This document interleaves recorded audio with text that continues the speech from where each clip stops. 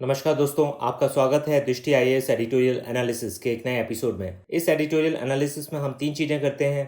पहला, एडिटोरियल का लिंक स्थापित करते हैं यूपीएससी सिलेबस के साथ। दूसरा, एडिटोरियल के की पॉइंट्स को समझते हैं। और तीसरा, एडिटोरियल में आए हुए की कॉन्सेप्ट्स जो कि एग्जाम की दृष्टि से महत्वपूर्ण हैं, उन पर भी चर्चा करते हैं। तो आइए शुरू करते हैं आज का एडिटोरियल एनालिसिस। प्रिय व्यूअर, यह वीडियो अंग्रेजी में भी उपलब्ध है। देखना चाहें तो आप हमारे इंग्लिश चैनल दृष्टि आईएएस इंग्लिश पर जाएं। आपकी सुविधा के लिए इस वीडियो के डिस्क्रिप्शन में इंग्लिश वीडियो का लिंक भी दिया गया है। आज का एडिटोरियल हमने द हिंदू से लिया है और ये 1 जुलाई को आया है। एडिटोरियल का शीर्षक है कंट्रोल नॉट डिलीट, और ये बात करता है कि बहुत सारे प्राइवेसी इश्यूज हैं चाइनीज ऐप्स के साथ, लेकिन उनको नेशनल सिक्योरिटी के साथ जोड़ना शायद बहुत ही सुलझा हुआ कदम नहीं है भारत सरकार के द्वारा। तो आइए अब देखते हैं इसका सिलेबस के साथ लिंकेज।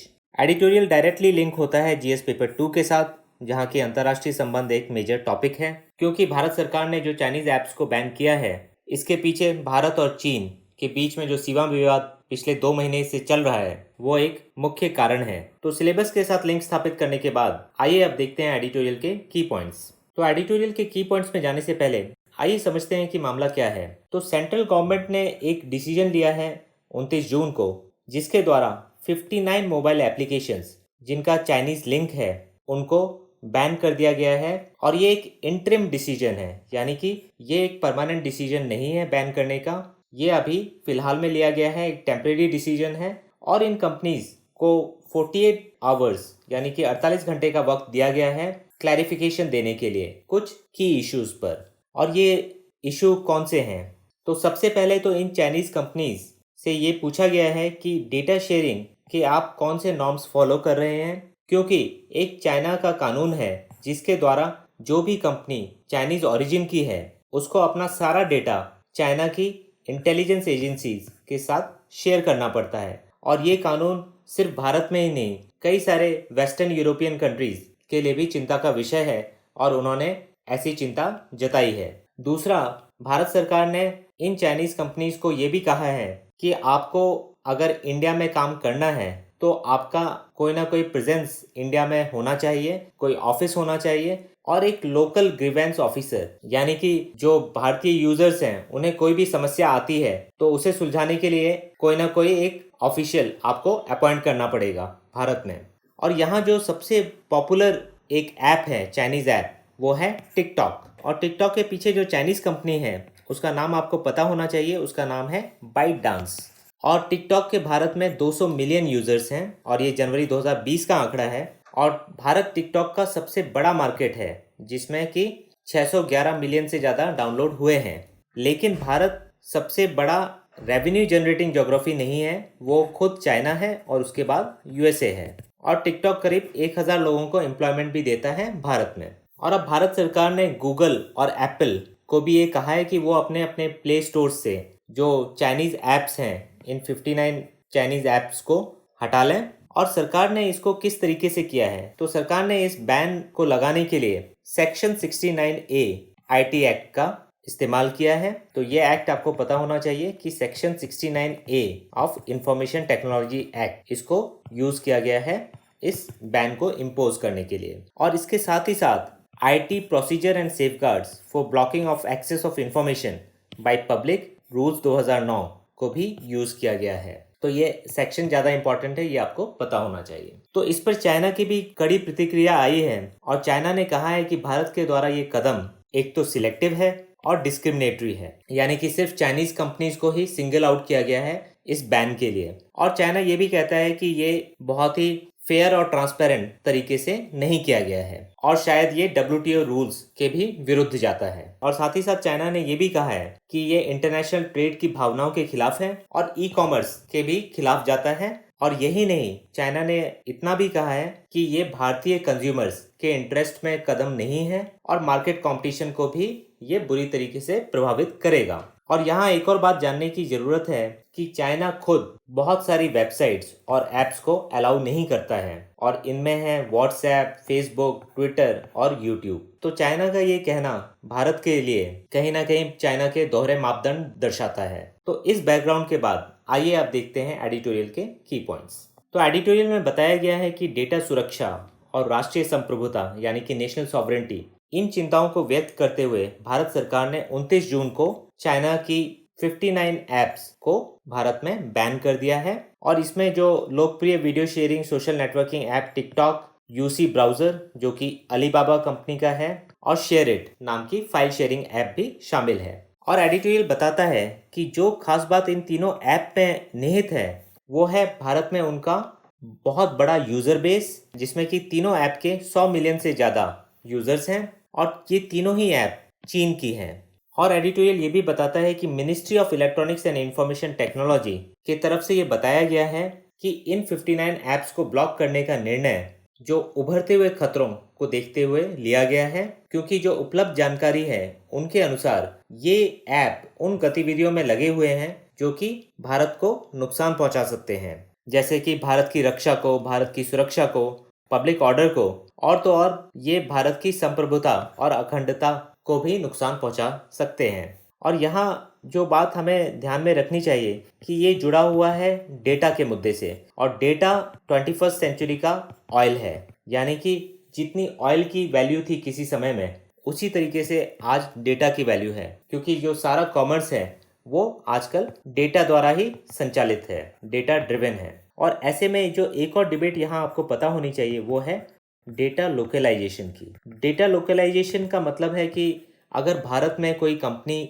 यूजर्स का डेटा कलेक्ट कर रही है किसी भी काम के लिए, तो वो डेटा भारत के बाहर के सर्वर्स में स्टोर होता है। और भारत सरकार ये चाह रही है कि डेटा लोकलाइजेशन हो, यानी कि जो भारतीय यूजर्स का डेटा है वो भारत में ही जो सर्वर्स हैं उन्हीं में रहे। तो इस बात को लेकर काफ़ी विवाद भी है, लेकिन चाइना के साथ डेटा लोकलाइजेशन को अब भारत सरकार वरीयता दे रही है कि जो चाइनीज़ ऐप्स हैं उनके द्वारा जो भारतीय यूजर्स का डेटा है वो चाइना के पास नहीं जाना चाहिए। और जो ministry of electronics and information technology है उसके अनुसार ऐप के दुरुपयोग के बारे में कई रिपोर्ट्स मिली हैं, और इन ऐप्स का दुरुपयोग डेटा चोरी करके उपयोगकर्ताओं के डेटा को अनधिकृत तरीके से उन सर्वरों पर प्रसारित करने के लिए किया जा रहा है जो भारत से बाहर स्थित हैं। और इस तरीके से भारत की संप्रभुता और देश की सुरक्षा को भी खतरा पैदा हो सकता है। और यहाँ हमें ऑस्ट्रेलिया का एग्जाम्पल पता होना चाहिए कि अभी कुछ समय पहले ही ऑस्ट्रेलिया में एक व्यापक साइबर अटैक हुआ है, और इस साइबर अटैक के पीछे चाइना का हाथ बताया जा रहा है। और इस साइबर अटैक के द्वारा ऑस्ट्रेलिया की गवर्नमेंट वेबसाइट्स और एसेंशियल सर्विसेज वेबसाइट्स को बाधित किया गया, और जिसकी वजह से ऑस्ट्रेलिया को काफ़ी दिक्कतों का सामना करना पड़ा। तो भारत को भी ऐसी दिक्कत का सामना ना करना पड़े, इसलिए बहुत ज़रूरी है कि ऐसे ऐप्स पर प्रतिबंध लगाया जाए, इनको सही तरीके से रेगुलेट किया जाए।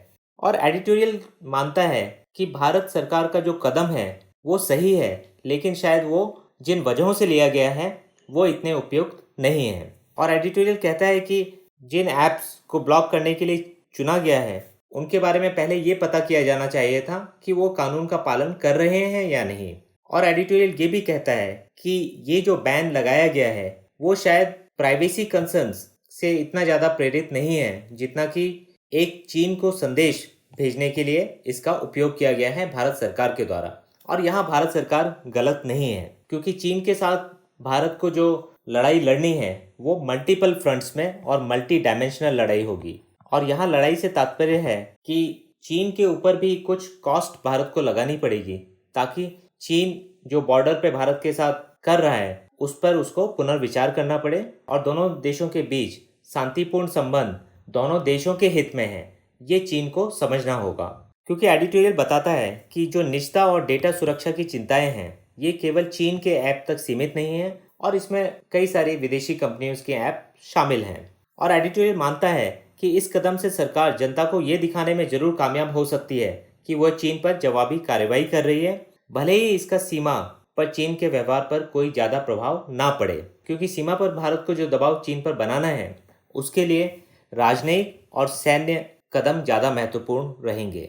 आगे एडिटोरियल बताता है कि सीमा पर जो चीन के साथ तनाव उत्पन्न हुआ है और जो कोविड-19 महामारी ने भारत की चीन पर आर्थिक निर्भरता को दर्शाया है, इसकी वजह से जो डिबेट शुरू हुई है कि भारत को अब आत्मनिर्भर बनना चाहिए और चीन के ऊपर जो खासतौर से इकोनॉमिक डिपेंडेंस है उसको कम करना चाहिए, ये एक सही मुद्दा है। लेकिन भारत को इस पर स्मार्टली काम करना पड़ेगा। और अभी जैसी मांग उठ रही है कि भारत को चीन से आने वाले सारे इंपोर्ट्स पर पाबंदी लगा देनी चाहिए, तो वो शायद सही मांग नहीं है, क्योंकि चीन के द्वारा जो इंपोर्ट्स आ रहे हैं वो कई सारे क्रिटिकल और स्ट्रैटेजिकली सेंसिटिव सेक्टर्स के लिए ज़रूरी हैं, जैसे कि जो APIs हैं, एक्टिव फार्मास्यूटिकल इंग्रेडिएंट्स, वो दवाइयों के लिए ज़रूरी हैं। और भी पावर सेक्टर के लिए बहुत सारा सामान चीन के द्वारा आता है।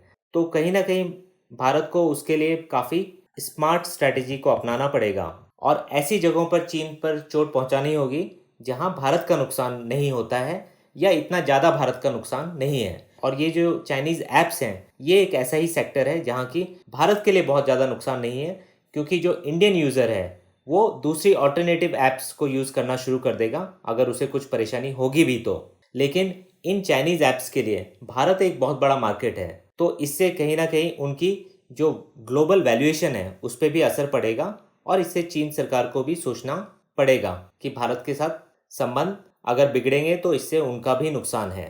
तो ये था आज के एडिटोरियल एनालिसिस में। आइए अब देखते हैं कि किस प्रकार के प्रश्न आपसे पूछे जा सकते हैं।